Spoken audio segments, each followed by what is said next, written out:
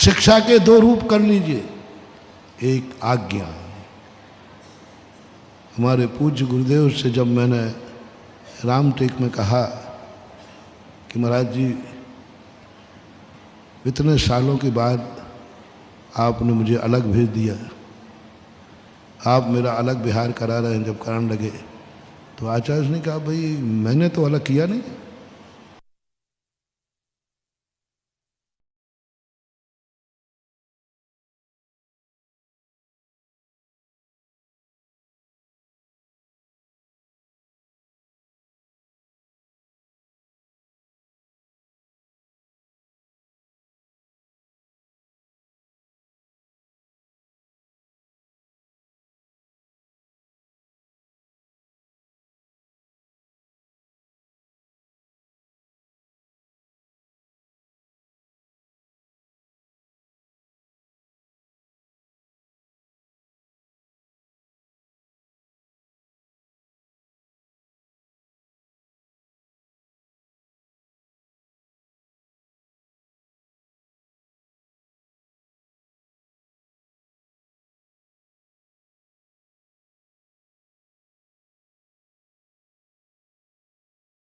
ऐसा ही आपको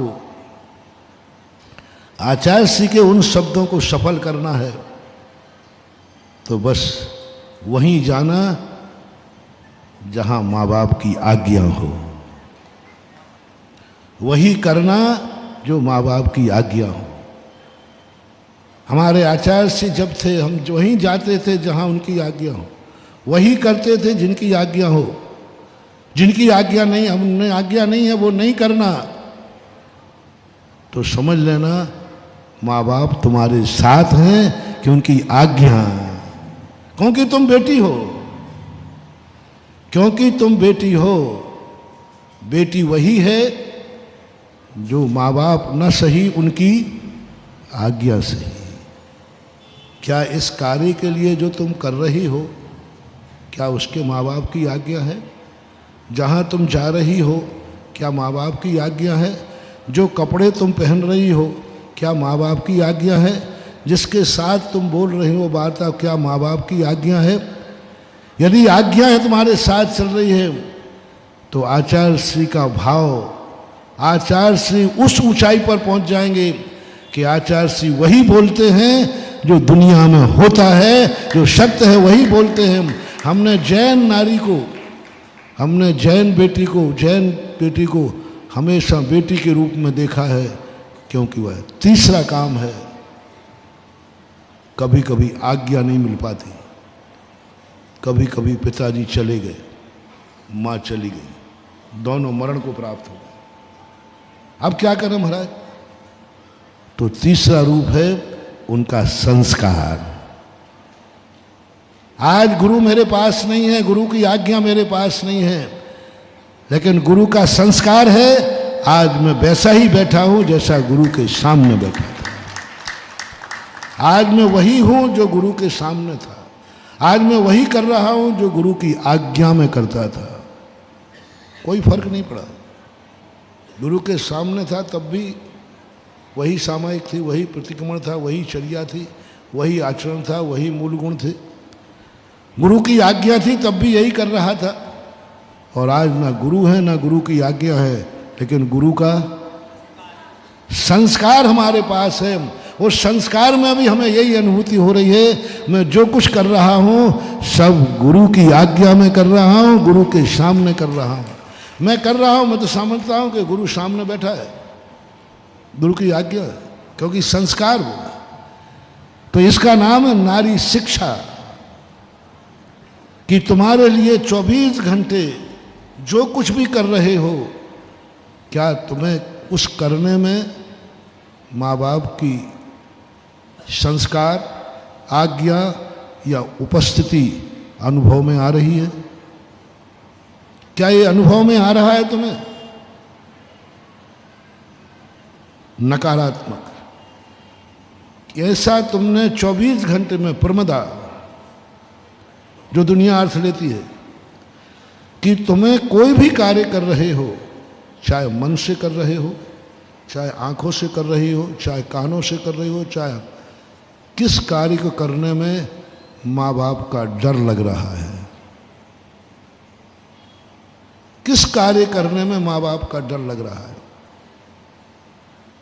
मैं हमेशा कहता हूं, सबसे बड़ा पाप कौन है? सबसे बड़ी प्रमदा कौन है? जिसको सारी दुनिया ने ललकारा है, सारी दुनिया ने निंदा की दृष्टि से देखा है। जिस नारी को कोई भी कार्य करते समय माँ बाप का डर लगे, समझ लेना वो प्रमदा है, समझ लेना वो आचार्य विद्यासागर को बदनाम कर रही है, उनकी मूक माटी को बदनाम कर रही है, क्योंकि उसको वो कार्य कर रही है जिसमें माँ बाप का डर लग रहा है। बेटी वो काम नहीं करेगी, नारी करेगी, नारी करेगी, कन्या करेगी, स्त्री करेगी। ये सब कुछ भी कर सकती है, कुछ भी कर सकती है, लेकिन बेटी वह कार्य कभी नहीं करेगी जिससे कहा जाए कि तुम्हारे मम्मी पापा को पता चल जाए।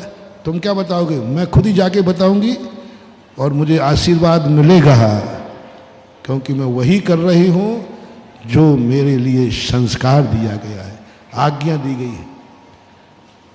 आज यदि तुमने ये महान निर्णय ले लिया, हम वो कार्य नहीं करेंगे जिस कार्य को करने में माँ बाप का डर लगे, माँ बाप डांटेंगे, माँ बाप को बुरा लगे, माँ बाप की इज्जत धूल में मिल जाएगी, माँ बाप को शर्मिंदा होना पड़ेगा, समझ लेना आप निंदनी थी, निंदनी हो और निंदनी रहोगी। कुछ नहीं होगा इन सम्मेलनों से, कुछ नहीं होगा तुम्हारे कहने से। तुम कितने चिल्लाते जाओ, साहित्यकार की लेखनी सही मानी जाती है। अपने मुंह से मियाँ मिट्ठू बनने में कुछ नहीं होगा। जो ज्ञानी साहित्यकार ज्ञानी होता है, ज्ञानी की दृष्टि में तुम क्या हो? अब दो ज्ञानी हैं, एक ज्ञानी कह रहे हैं तुम प्रमदा हो, और एक ज्ञानी कह रहा है तुम प्रमदा नहीं हो। दोनों ज्ञानी हैं, दोनों साहित्यकार हैं, दोनों तुम्हारी उद्दंडता देखी है, तुम्हारी उच्छृंखलता देखी है, तुम्हारे कार्य कारनामे देखे, तुम्हारा मन उन्होंने पढ़ा है कि तुम्हारा मन कितना गंदा है, तुम्हारी आंखें कितनी गंदी हैं, तुम्हारे कान कितने गंदे हैं, तुम्हारे कारनामे कितने गंदे हैं। वो साहित्यकार गलत नहीं लिख रहा है, वो सही लिख रहा है।